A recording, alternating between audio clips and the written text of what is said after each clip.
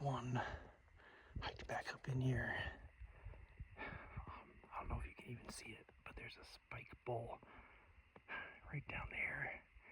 244 yards. It just ranged him.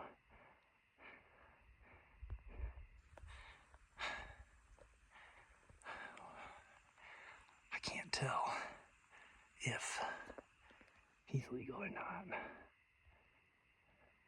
man, he's right in that little opening in the shade there. Oh, there's others down there with him. Okay. I'm gonna leave my pack here. And I'm gonna make a move. Day one would be good. Here we go. Okay. I've been watching him for a little bit. I don't think he's a legal bull to take. Let's see if, wait a second, I see movement behind him there.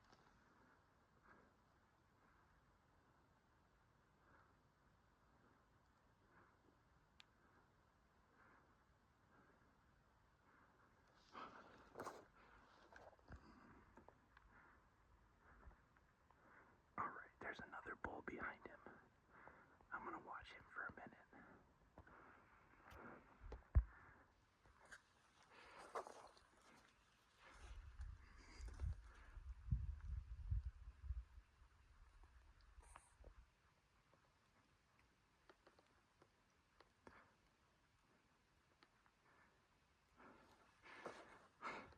All right, I just tried to sneak up on that bigger bull of the two, but I got pretty sure I was just one little crest away from him, and the wind was in my favor. It was blowing right in my face, so I don't think they caught wind of me. I think they probably just heard me moving. But all of a sudden I heard the thud, thud, thud, thud, thud, the hooves running away. Just busted them. Or they just got me. But that was great. I got to the trailhead this morning about 9 o'clock, and it is just before 2 o'clock right now. Saturday, September 7th. This is my first day out, so that's pretty exciting. See 2 elk on the first day out. The first one determined was not a legal bull. It didn't look like he had brow tines, and you just gotta have brow tines at least 5 inches. Now the other bull behind him, though, he had enough antlers to where I'm pretty sure he was legal. I didn't get a good look at him, but I'm pretty sure he had enough on him. But they ended up just heading somewhere back down into that big basin behind me there. So I'm gonna move probably up over onto this ridge somewhere to camp, and then spend the morning hours glassing back down this whole area behind me and see what we come up with. All right, Saturday afternoon, day one, 3:36 p.m. I got dinner cooking right there, camp all set up. Pretty high up, about a little over 11,000 feet, I think. Set up right on the other side of these trees to block the wind. And then right over this ridge is where those elk were down in that basin earlier. So here in a little bit, after I eat dinner, I'm gonna hike down over there and just glass that basin for the rest of the evening. And then I'll plan on doing the same thing in the morning. It's just after 8 p.m. Saturday, September 7th. Shooting hours just ended, just after 8 o'clock. I was waiting all the way until dark. Just to see something that was kind of getting to the point where I wasn't expecting anything, and then heard kind of a weak bugle up on the peak above me, and I was kind of thinking maybe that was another hunter. I was like, I'll just sit it out and see, because I'll see his light if he's coming off the peak. And then, sure enough, a few minutes later, I saw some movement. Got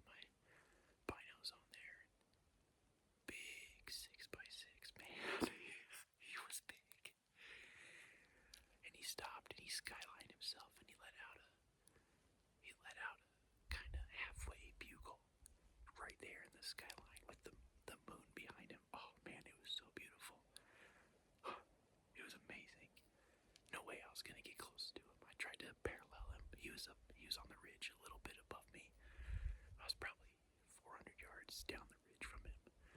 And I moved parallel with him for a little bit, and I was hoping I could get, there's these clumps of trees, they're scattered all over the ridge, but it's pretty open otherwise. And I was kind of hoping he would turn down and come this way, but he ended up going right between that gap in those trees, I think, and went over the other side. If I had sat on top of this ridge, I would have had him, or at least had a chance at him. Oh man, but I think he might come back that way tomorrow morning, so tomorrow morning the plan will be to sit on top of this ridge and see if he'll come back the way he came. Good stuff.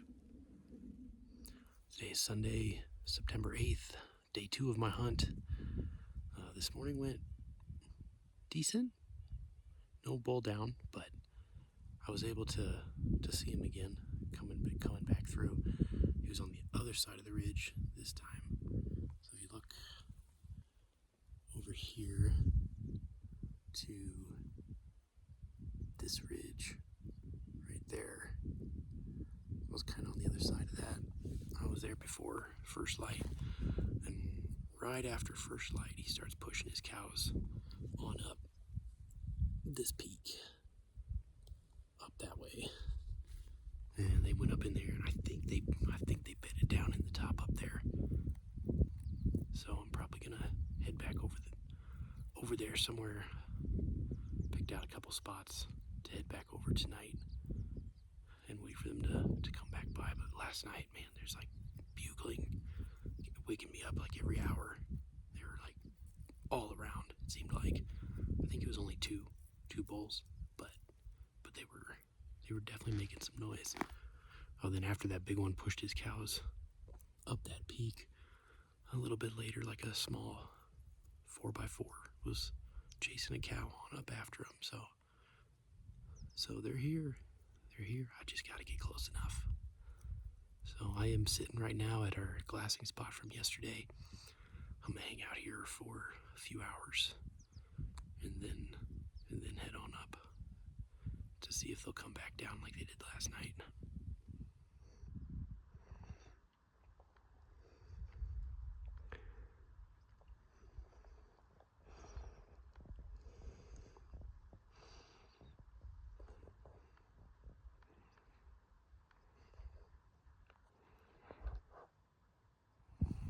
It is 5 p.m. Monday, May 9th, day 3 of the hunt. Last night, didn't see anything. Sat in a pretty close spot to where I'm at now and waited. Didn't hear anything, didn't see anything, but it was real windy, very windy. It's hard to hear. So I thought maybe I heard some bugles over the ridge, but I wasn't sure. Went to bed. Woke up this morning about 4 a.m. to a bugle a couple 100 yards away. Went back to sleep till my alarm went off at about 4:40, and I knew right away my blood sugar was low. I'm type 1 diabetic, and I just barely got some fruit snacks in my mouth, and then I just passed out and didn't have another alarm set. And so didn't wake up again till like 8 o'clock. So this morning was a bust. After that, kind of went for like a 5-mile loop around the campsite. And there's elk sign all over this place. It's just, some of it's fresh, some of it's not. And it's like, you just gotta be at the right place at the right time. Gotta know they're here. So I'm gonna sit and I'm gonna watch this peak to see if they come off there again like they did the other night. I was actually at the top of that peak. I get cell service up there actually.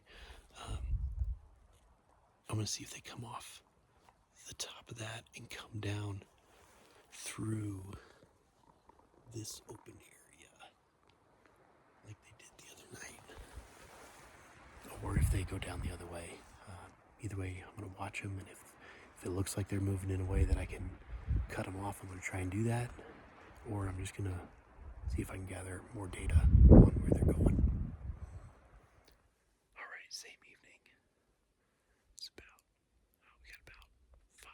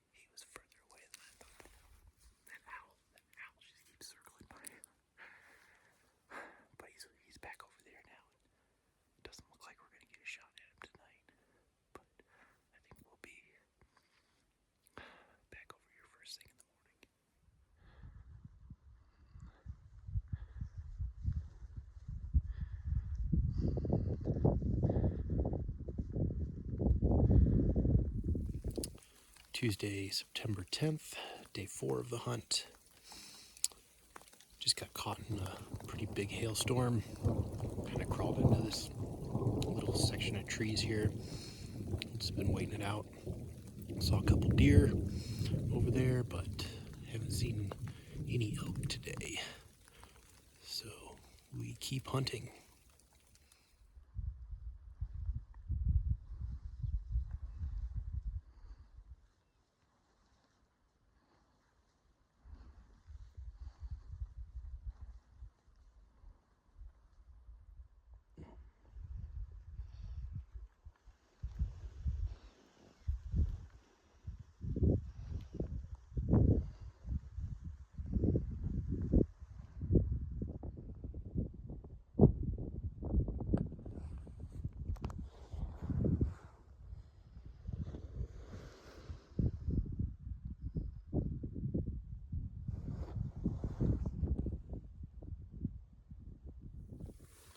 Alright, it's the evening of day 4 of the hunt. I'm going to stay still. Tuesday the 10th. It's too dark to really see anything, too dark to hunt right now. So I'm just sitting here listening because there's a bull that's bugling on the other side of that ridge. I don't know if you can see that ridge. I don't know if it's light enough for that, but I'm just sitting here listening to him. I think over the last couple days they've been moving out of this area. So I'm gonna come back here one more time first thing in the morning and listen, see if anything is moving through here in the morning. And then if nothing's going on in the morning, I'll probably end up backing out of here. That'll be last day tomorrow. We'll see how that goes. It's Wednesday, September 11th, day 5, 7:55 a.m. I was out here before first light. I sat overlooking a pretty good clearing. I heard a couple bugles that sounded like they were way far away, like way down the drainage. So about 7, I just got up and started walking back to camp. Somewhere along the ridge I heard a bugle just above me, and so I turned and headed his way and kind of followed him for a little bit. He kept bugling every couple minutes. And I followed him down into this dark timber stuff behind me right there. And I was sneaking through there, and I was kind of cow calling every so often. Not too much, but then I saw an elk butt. And it was a couple cows. And I was like, you know what? I'm gonna take a cow. I have a tag that covers a cow. I'm gonna take an elk.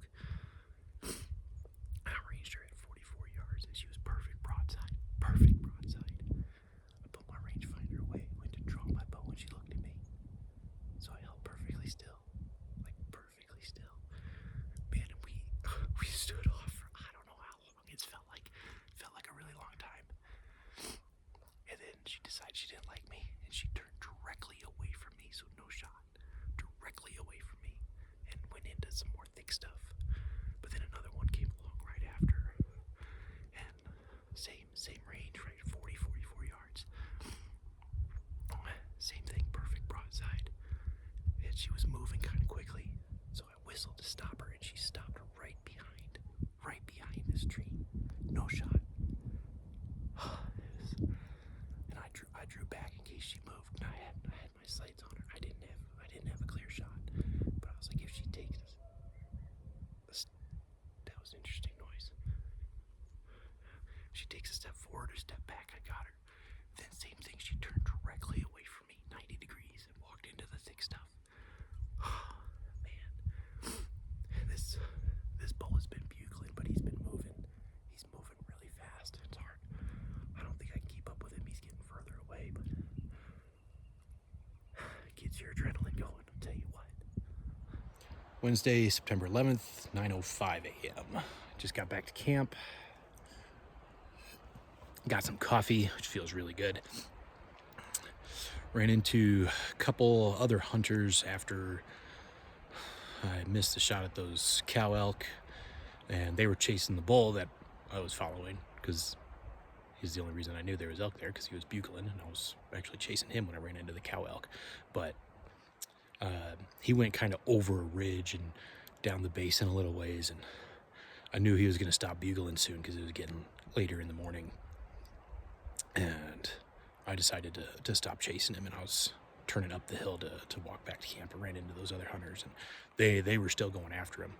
I didn't hear him bugle again after I left those guys. But actually, I had figured this morning if I didn't hear or see anything close by, then I was going to pack up and head out of here, because there are some other hunters with camps around, moving around the area. So I think they're getting pretty pressured right in this area here. But having run into them still that close this morning, I'm going to stick around for at least one more day, and we'll see what happens. In the meantime, I'm going to drink my coffee and do some camp stuff. I got to refuel water, which is, from where I'm camped, is kind of a little bear of a hike down into the basin over there, but it's got to be done. Got to have water up here. Yep, that's it for now.